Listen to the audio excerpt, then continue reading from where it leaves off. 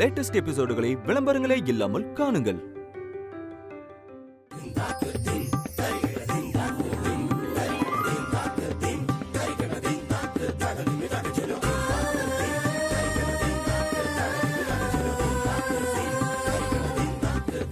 மாப்பிள ஏடா வாயை படந்து வேடிக்கை பார்த்துக்கிட்டு இருக்க? யாருக்கோ ஏதோ பண்ற மாதிரி சும்மா நிக்கிற?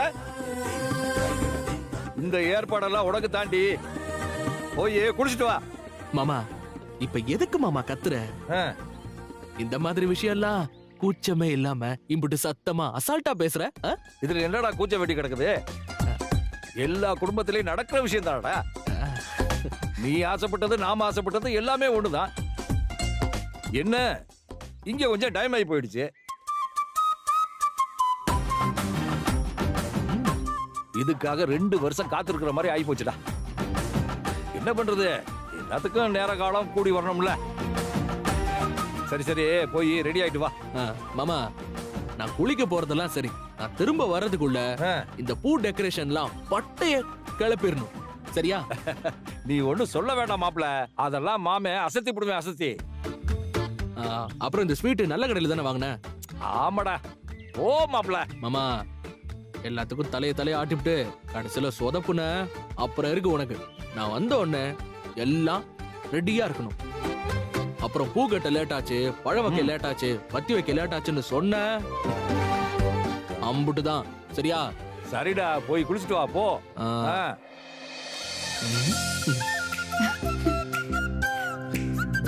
அம்மா உனக்கு கொஞ்சம் கூட வெக்கமே வரலையா? இதுல வெக்கப்பட என்ன இருக்கு? இது எல்லா இடத்துலயும் நடக்கிற விஷயம்தான்.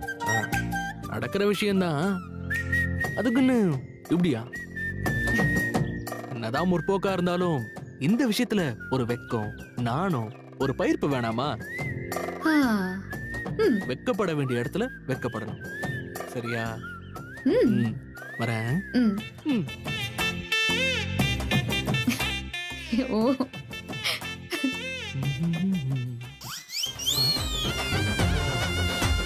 என்ன இது? இப்படி சொல்லி மாமா சொதப்பி வச்சிருக்காரு. இதை செட் பண்றேன்னு சொல்லி 2 மணி நேரத்தை வீணாக்கிடுவாரு. ஏற்கனவே நான் 2 வருஷம் வெயிட்டிங்ல இருக்கேன். அந்த கஷ்டம் இந்த வீட்டுல இருக்கிற யாருக்காவது இருக்கா? யோ மாமா. என்ன மாப்பிள ஏன்டா கத்துற? குளிச்சு முடிச்சிட்டியா? என்னையா இது? என்னடா கேக்குற? என்னன்னு பார்த்தா உனக்கு தெரியலையா? கட்டல என்ன நக்கலா? நான் உங்ககிட்ட என்னையா சொன்னேன்? நான் குளிச்சுட்டு வர்றதுக்குள்ள இந்த பூ டெக்கரேஷன், பழம் வைக்கிறது, வத்தி வைக்கிறதுன்னு எல்லாம் ரெடியா இருக்கணும்னு சொன்னல. நீயும் பட்டைய கிளப்புறேன்னு சொன்னல. ஆமா மாப்பிள சொன்ன மாமா. பட்டைய கிளப்பிட்டனே. எங்க பட்டைய கிளப்புனீங்க? அங்க வாங்க.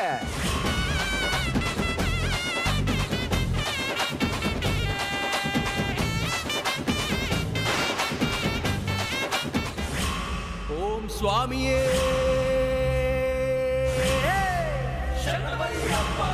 கன்னிமூல கணபதி பகவானே, சத்குரு நாதனே, சாமியே சரணமையப்பா, அச்சங்கோயில் அரசனே எங்கள் அச்சம் தீர்க்க வாயா, சபரிமலை வாசனே எங்கள் சங்கடம் தீர்க்க வாயா, அச்சங்கோயில் அரசனே எங்கள் அச்சம் தீர்க்க வாயா, சபரிமலை வாசனே எங்கள் சங்கடம் தீர்க்க வாயா, சுவாமியே சரணமையப்பா, அச்சன் கோயில் வாசனே எங்கள் அச்சம் தீர்க்க வாயா, சாமியே சரணமையப்பா. சொல்லு மாப்ள. அட சாமியே சரணமையப்பா. அதான் மாப்ள மாமா. இல்ல மாமா. மாமா இல்ல மாமா. மாமா சம்பளத்தை கூட்டி மாமா. என்னம்மா அதெல்லாம்? அதுவாயா, நீ நல்லபடியா வாத்தியார் படிப்பை படிச்சு முடிச்சிட்டா உனக்கு சபரிமலைக்கு மாலை போடுறதா வேண்டிக்கிட்டேன். உங்க அப்புச்சியும் இப்படித்தான் வாத்தியார் ஆனதும் ஐயப்பனுக்கு மாலை போட்டு 48 நாள் விரதம் இருந்து மலைக்கு போயிட்டு விரதத்தை முடிச்சாரு. நீயும் அந்த மாதிரி 48 நாள் விரதம் இருந்து நல்லபடியா மலைக்கு போயிட்டு விரதத்தை முடிக்கணும் ராசா.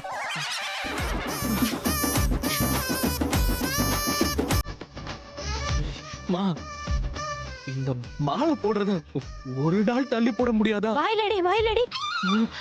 சாமி விஷயம் தம்பி தெய்வ குத்தமாயிடும். அதுலயும் ஐயப்பன் சக்தி வாய்ந்த தெய்வம்.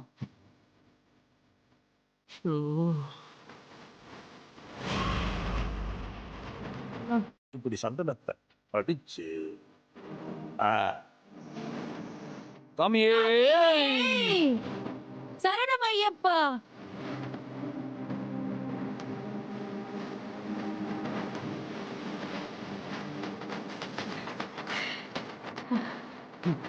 மாப்பிள்ள சாமி, ஐயப்பனை மனசார நினைச்சு கும்பிடு.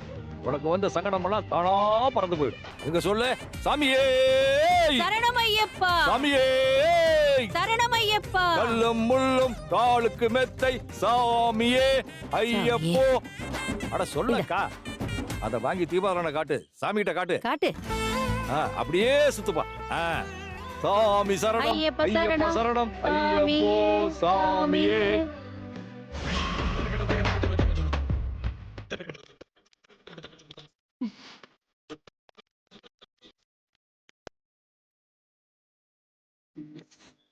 அப்புறம் மாப்பிள்ள சாமி, சொல்லுங்க மாமா சாமி. இப்போ மனசு சும்மா சுகமா இருக்குமே சாமி. ம், என்ன சாமி அமைதியாவே இருக்கு? சாமி மலை ஏறி இறங்கி மாலையை கட்டினதுக்கு அப்புறம் உங்களுக்கு இருக்கு மாமா சாமி.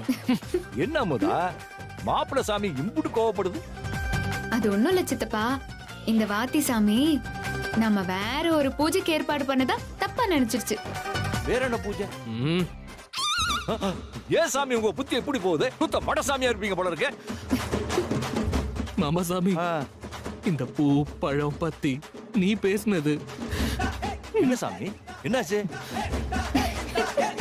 அட போங்க மாமா சாமி, போங்க. சாமியே சரணமையா. இறங்குது சாமி, இன்னும் ஏத்துங்க சாமியே.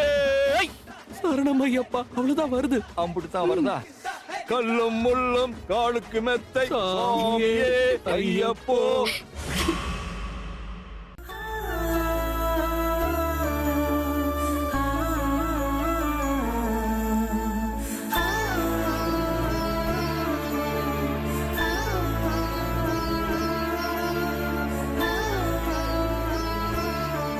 அக்கா, என்னக்கா இங்கே நின்னுட்ட?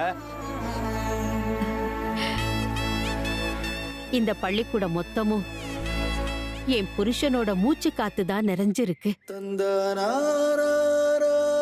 இந்த இடத்துக்குள்ள காலடி எடுத்து வைக்கும் போதெல்லாம் என் மனசுக்கு அம்புட்டு நிறைவா இருக்கு.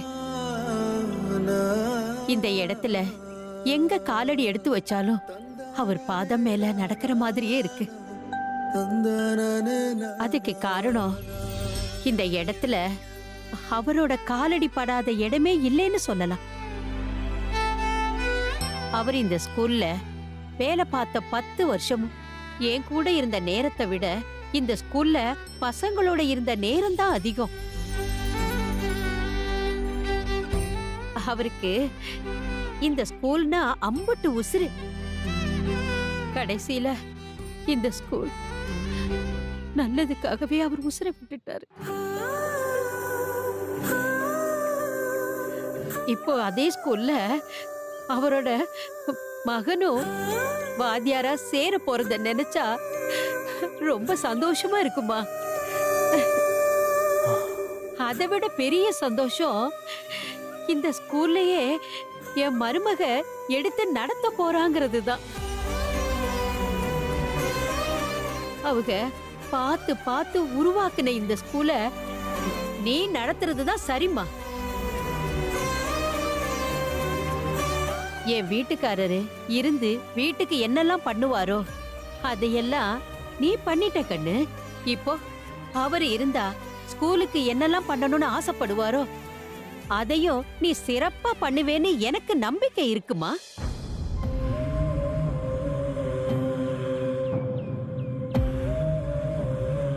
என்ன அமுதா, என்ன யோசனை? ஏன் அமைதியா இருக்க? இல்லத்த, நேத்துல இருந்து என் மனசுக்கு ஒரு மாதிரி நெருடலாவே இருக்கு. அது உங்ககிட்ட எப்படி சொல்றதுன்னு தெரியல. எங்க கிட்ட சொல்றதுக்கு என்ன தயக்கம்? தைரியமா சொல்லு. இந்த கரஸ்பாண்டன்ட் போஸ்டிங்க்கு நான் தகுதியானவ இல்ல. இவ்ளோ பெரிய பள்ளிக்கூடத்தை நிர்வாகம் பண்ற அளவுக்கெல்லாம் எனக்கு அவ்வளோ புத்தி பத்தாது. நேத்து நம்ம குடும்பத்து சார்பா என் பேரை சொன்னதும் எல்லாரும் கேலியும் கிண்டலுமா தான் பார்த்தாங்க. என்ன 3ஆம் கிளாஸ் கூட படிக்காத முட்டாள்னு சொன்னப்போ எனக்கு கோபம் வந்துச்சு. ஆனா இப்போ அதுதான் சரின்னு தோணுது. நான் வெறும் 3ஆவது படிச்சவ தானே. எனக்கு என்ன தகுதி இருக்கு இந்த பதவிக்காக போட்டி போட? இது குழந்தைங்களோட படிப்பு சம்பந்தப்பட்டது. இல்ல நான் நிக்கிறது அம்புட்டு சரியா இருக்காது. அமுதா கண்ணு, என்னத்தா பேசுற நீ? யாருக்கு தகுதி இல்ல? சாதாரண கருங்கல்லா இருந்த என் மகனை பட்ட தீட்டி தீட்டி இன்னைக்கு அவ ஒரு வைரக்கல்லா ஜொலிக்கிறான்னா அதுக்கு யாரு காரணம்? நீதானா அத்தா? உனக்கா தகுதி இல்லைன்னு சொல்ற? என்னதான் பெரிய தகுதி வேணும்? படிச்சவன இந்த ஸ்கூலு காலேஜ் எல்லாம் நடத்துறான். படிப்பறிவே இல்லாதவனும் பணங்காசு இருக்கிறவனும் தான் ஸ்கூல் காலேஜ் எல்லாத்தையும் நடத்துறான். கல்விக்கு சம்பந்தமே இல்லாதவன் தான் கல்வி ஸ்தாபனத்தை வச்சு நடத்துறான். கல்வி தந்த கடையேழு வள்ளல்னு சொல்லிக்கிட்டு தெரியுத ஒரு பயலும் படிச்சவன் கிடையாது. இருந்தும் அம்புட்டு பெரிய ஸ்தாபனத்தை நடத்துறாங்கன்னா அதுக்கு காரணம் அவங்களோட நிர்வாக திறமை. அது உங்ககிட்ட நிறைய இருக்குடா. நீ தாராளமா நிக்கலாம். இல்ல சித்தப்பா, உங்களுக்கு கல்வியை நிர்வாகம் பண்றது ரொம்ப சாதாரணமா போச்சு. எல்லாரும் பண்ற தப்ப நானும் பண்ண முடியாது. முதா, இதுல தப்பு பண்றதுக்கு என்ன இருக்கு? உன்னை விட இந்த பொறுப்புக்கு வேற சரியான ஆளே கிடையாது. ஒண்ணும் இல்லாத ஒருத்தனை உருப்படியாக்கி என்ன படிக்க வச்சு ஒரு தனி பொண்ணா இம்புட்டு பண்ணிருக்க. உனக்கு நிர்வாக திறமை இல்லையா? என்ன கேட்டா குடும்பத்தை பாத்துக்கிற ஒவ்வொரு பொம்பளையும் சிறந்த ஒரு நிர்வாகி தான். பிள்ளைங்களுக்கு பாடம் நடத்த எப்பவும் கல்வி மட்டும் போதாது, தாய் உள்ளமும் வேணும். இந்த பதவிக்கு எல்லா வகையிலையும் தகுதியானவ நீ மட்டும்தான். அமுதம்மா, உனக்கு தகுதி இல்லைன்னு நீ ஏன் நினைச்சுக்காத. உன்னோட ஒசரம் என்னன்னு எங்களுக்கு தான் தெரியும். மா, ஒத்துக்கம்மா. அத்தை, மத்த விஷயமா இருந்தா நான் எதுக்கும் பயப்பட மாட்டேன். ஒரு முடிவு எடுத்துட்டா நான் பின்வாங்க மாட்டேன்னு உங்களுக்கே தெரியும். இதுல நான் ஏன் பின்வாங்குறேன்னா, இது சாதாரண போஸ்டிங் இல்ல, பல பேரோட வாழ்க்கைய தீர்மானிக்கிற இடம். நான் போடுறது வெறும் கையெழுத்து இல்ல, அது பல பேர் தலையெழுத்து தீர்மானிக்க போற விஷயம். அதனாலதான் சொல்றேன், படிச்சவங்க தான் இதுக்கு வேணும். என்ன முதா இப்ப இப்படி சொல்ற? இன்னும் 1 மணி நேரத்துல அப்ளிகேஷன்ல கையெழுத்து போடணும். இல்லனா அவங்க ஜெயிச்சிட்டதா அறிவிச்சிருவாங்க. அப்புறம் இந்த ஸ்கூல் கெட்டவங்க கைக்கு போயிடும்.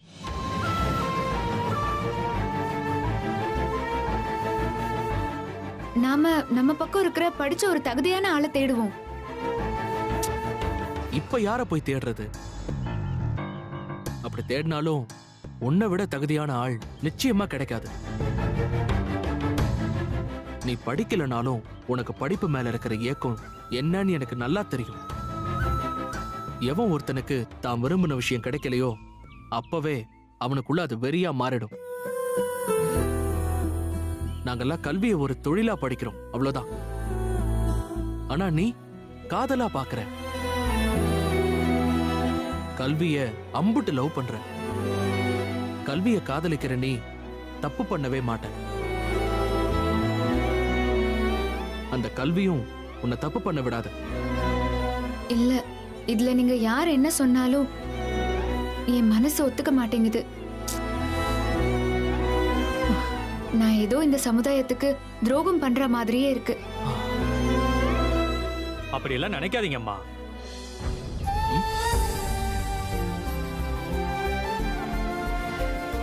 வணக்கம்மா.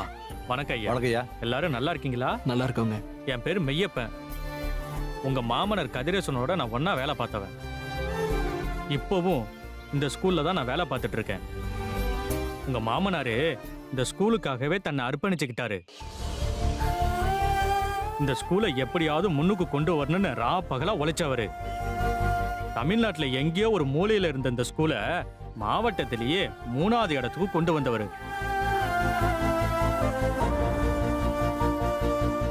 அத இடமா ஆக்கணும்னு அம்புட்டு உழைச்சார் அவரு. ஆனா இதோட வளர்ச்சியை தடுத்து இந்த ஸ்கூலை வளைக்கணும்னு நினைச்சவங்க அவர் மேல தப்பான பழிய போட்டு அவரை சாகடிச்சதும் இல்லாம இந்த ஸ்கூலையே கைப்பற்றிட்டாங்க. அப்போல இருந்து இந்த பள்ளியோட தரம் காணாம போயிடுச்சு. வெறும் காசு தான் விளையாடுது.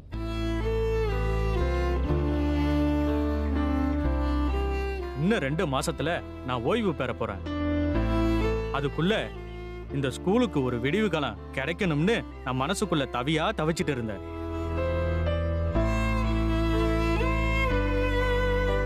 நேத்தி உன்ன கரஸ்பாண்டா உங்க குடும்பத்துல ஒருத்தரை நிறுத்தின உடனே அம்புட்டு சந்தோஷப்பட்டேன். கதிரேசன் குடும்பத்துக்கு நிர்வாகம் போக போது இனிமே எல்லாம் சரியாயிடுன்னு அவர் இந்நேரம் உசுரோட இருந்திருந்தா என்ன பண்ணணும்னு நினைப்பாரோ அதை உங்க குடும்பத்தை ஆளுங்க தான் செய்ய முடியும். தயவு செஞ்சு ஒத்துக்கங்கம்மா.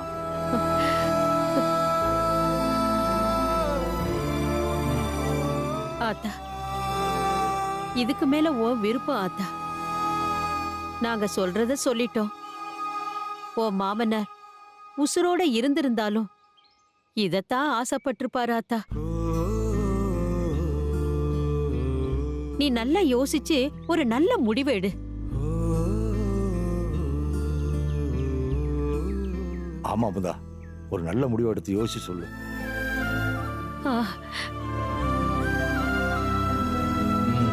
தப்பான முடிவு எதுவும் எடுத்துறாத. ஏன்னா இது படிப்பு சம்பந்தப்பட்டது. தயவு செஞ்சு யோசிடா. ஒரு நிமிஷம் சித்தப்பா.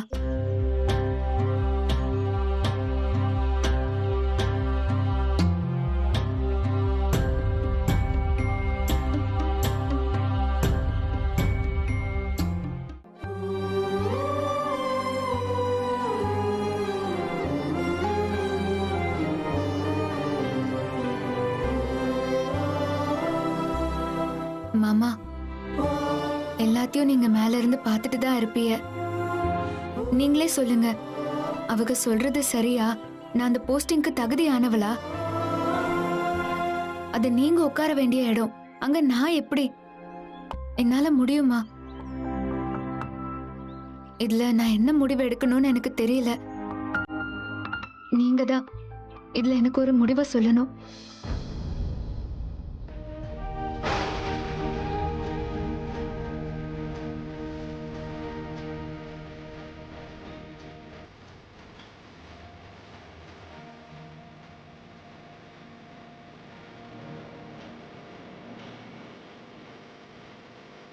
அமுதா,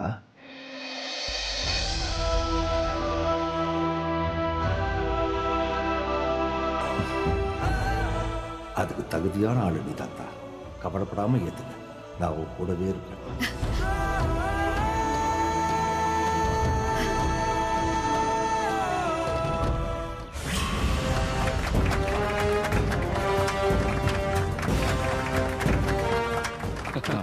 சூப்பர்ண்ணா. வாழ்த்துக்கள் ராமவனே. வாழ்த்துக்கள்ங்க. கதிரேசன் குடும்பத்துல இருந்து இன்னும் யாரும் வரலையா? அவங்க வருவாங்கன்னு இன்னுமா நம்பிட்டு இருக்கீங்க? அதானே, நேற்று ஏதோ ஒரு வேகத்துல பேர் கொடுத்துருப்பாங்க. அவங்களுக்கே தெரியாதா அவங்க தகுதி என்னன்னு? இதுக்கெல்லாம் நம்ம ஆசைப்படலாமான்னு வீட்டுக்கு போய் ஆழமா யோசிச்சிருப்பாங்க. 3ஆம் கிளாஸ் கூட முடிக்காத நாம இந்த பதவிக்கு வந்து என்ன பண்ண போறோம், இது என்ன வேகம் கூட தெரியாது.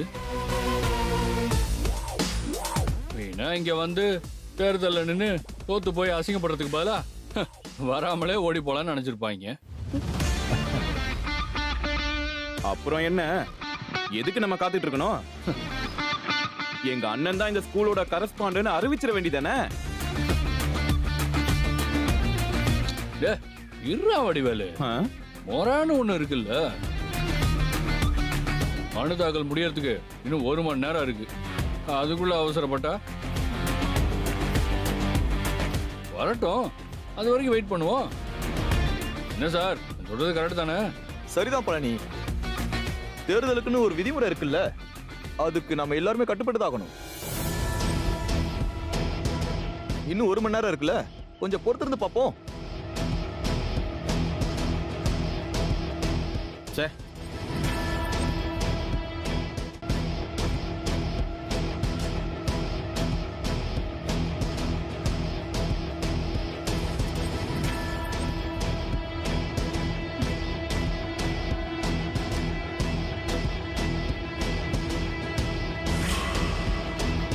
என்னடா பழனி சட்டுப்புன்னு வேலையை முடியாம பார்க்கலாம். பண்ணிட்டு